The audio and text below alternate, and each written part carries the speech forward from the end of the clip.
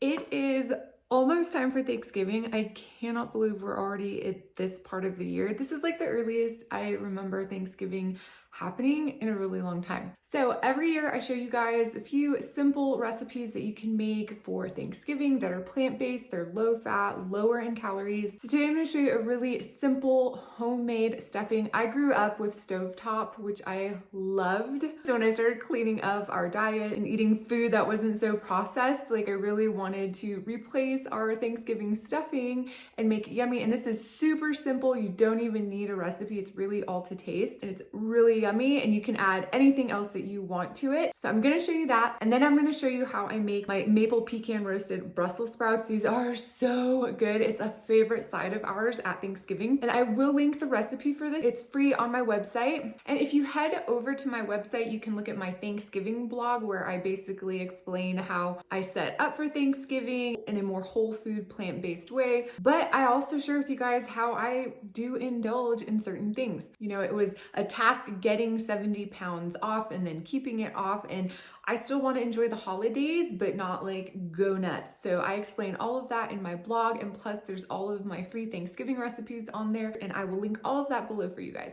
So it is the plant-based book bundle time. This is my favorite time of year for you guys because in this bundle you get 130 plus ebooks, courses, meal plans, workouts, all sorts of material for only $50. This whole bundle is worth over $3,500. You get it now the 18th through the 27th for just $50. If you bought the bundle last year, there are repeats every year, but every year there's new books added. And I think this year there's like 20 or more new books, courses, guides, plans. So it's definitely worth the bundle. And if you've never bought the bundle, guys, just go look and see at everything that's in this bundle. It's really incredible. You don't want to miss out. It's only these 9 days that it's available for this price. So I will link that below for you guys as well. And lastly, Compliment has their multivitamin on sale. It's buy two, get one free. And if you also get it during the sale, you get the ebook that I collaborated with them on growing healthy hair. This is the clean, low dose vegan multi that helped me get rid of the bald patch that I had on the top of my head. I have a video and a blog written about all of that. You can check out my journey. I know tons of you have started taking the supplement and have had the same awesome results. So that's always super exciting. So of course, we'll have these linked in the description box below for you guys. All right, let's get to these Thanksgiving sides. Okay, so the first thing we're gonna do is start with some bread. This is just a good local sourdough bread. You can use gluten-free, whatever you want. And I'm going to cube them up into just little stuffing sized cubes and get them in the oven so we can roast them up so they're crispy, like croutons. And I'll show you guys the brand. I think you guys can get this in other states, but I like it because it's literally just wheat flour, water, sourdough, salt, and barley flour. So it's pretty clean as far as breads go. I do try to eat mostly gluten-free because when I eat gluten, I get a weird rash right here.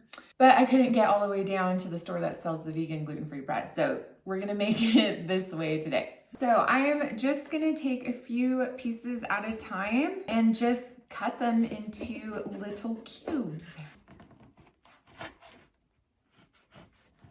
So I just put up a video on my Instagram for stuffed acorn squash that I'm actually gonna probably serve as my main course this year. And I just put that up here on YouTube for you guys as well. So you guys can check that out. And that recipe is also on my website. And I know like it upsets some of you guys that I put my shorter reels on here, but a lot of you guys don't have Instagram, and that's where I post the most videos. So that's why I put them up here as well. And I just don't have time to make YouTube videos as frequently just because they take so much more time and effort. And contrary to popular belief, I don't make my living off of social media.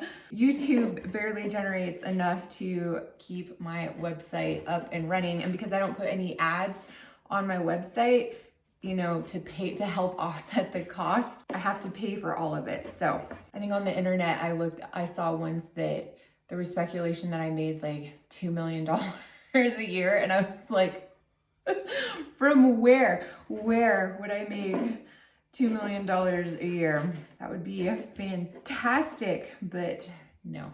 It's just wild how inaccurate the internet can be, or just general gossip and conjecture.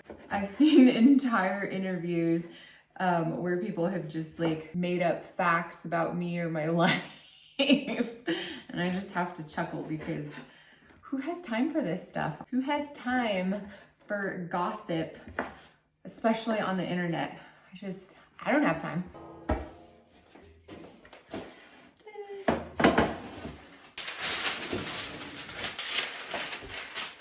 Okay, so now I just have my baking sheet. I've lined it with parchment because I don't like doing dishes. So if I can avoid that, I will. So I'm not gonna season these or put anything on them. I'm simply just trying to crisp them up. You cannot skip this step. If you skip this step, when you go to make your stuffing, it's just gonna turn into a sludge and you don't want that. So then I'm gonna put this in the oven at 350 for 10 to 12 minutes. Just keep an eye on yours. Everybody's oven heats differently, but you just want them to crisp up and be a nice crispy crouton.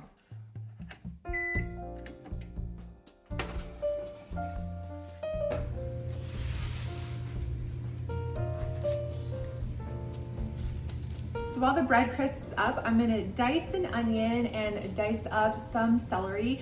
And that's all I'm gonna be putting in my stuffing today. We are plain Janes around here. We really just like a basic stuffing, but you can add nuts and apples and cranberries, whatever you like to your stuffing. Just use this as a base.